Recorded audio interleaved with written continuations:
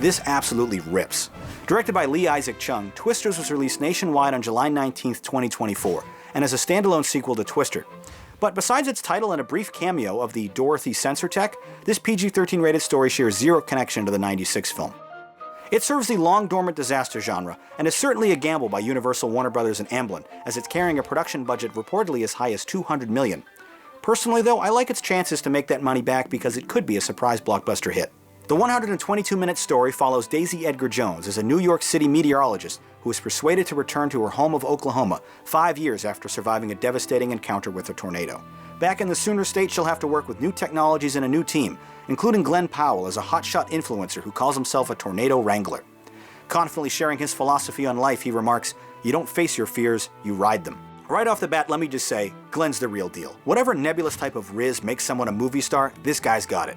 And if this movie does as well as I expect it to, he'll be writing his own checks from here on out.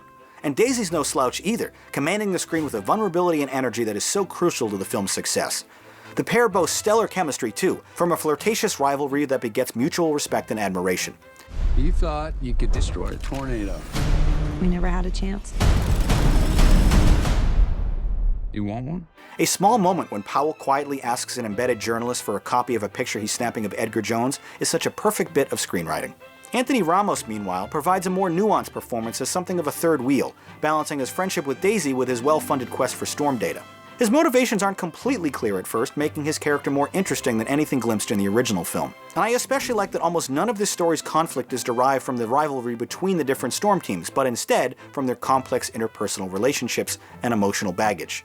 Joseph Kosinski's story isn't doing deep character work or anything, but they felt real, and that worked for me. I was pleased to see Maura Tierney show up in a brief but endearing role as well. And then there's another dozen or so background storm chasers who are little more than thinly constructed stereotypes. They're all fine, if forgettable, and at least they don't feel as interchangeable as their 1996 counterparts. But a moment when their team heroically decides to abandon their research mission to help the townspeople did ring a bit cheesy. But this movie isn't called Chasers, it's called Twisters. People want to see Mother Nature tear stuff apart, and boy does Chung succeed there. From the frightening cold open that ruthlessly dispatches characters like last week's Leftovers, it is obvious this sequel has a more realistic approach to the survivability of an EF5 tornado. Like, we see quite a few people meet untimely ends. It's such an obvious and simple decision, but improves the film considerably. There's flying debris, fire tornadoes, and roofs peeling off of things. It's all pretty great. Holy. You ever see anything like this? Not like this. Hold on, hold on, hold on!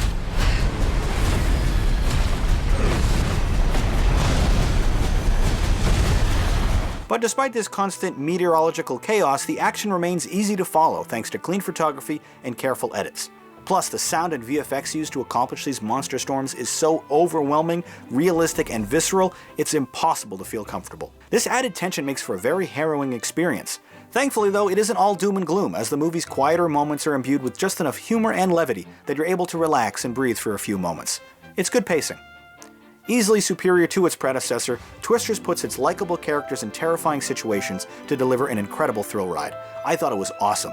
Go and see this on the biggest and loudest screen available. If you can upgrade to D-Box or 4DX, even better. That does it for this movie night review, but if you'd like to watch more content, click or tap the thumbnails on the left. And don't forget to visit the Jogwheel YouTube channel for full episodes of this show, alongside all my other videos. My name is Jonathan Paula, thanks for watching, and have a good movie night.